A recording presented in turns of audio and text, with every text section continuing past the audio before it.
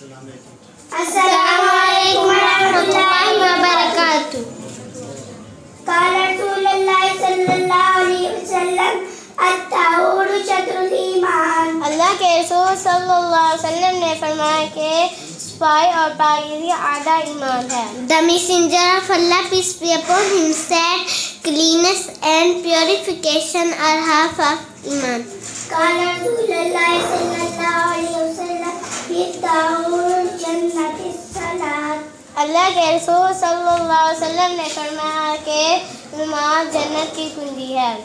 The messenger of Allah, peace be upon him, said, prayer is the key of paradise.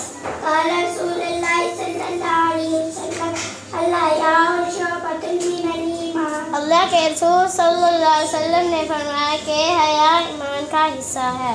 The messenger of Allah, peace be upon him, said, shame is part of iman. क़ाल रसूलुल्लाह सल्लल्लाहु अलैहि वसल्लम इन्ना सिका युंजी वल किज़्बा युग़रिक। अल्लाह के रसूल सल्लल्लाहु अलैहि वसल्लम ने फरमाया कि बेशक सच बोलना निजात दिलाता है और झूठ हलाक करता है।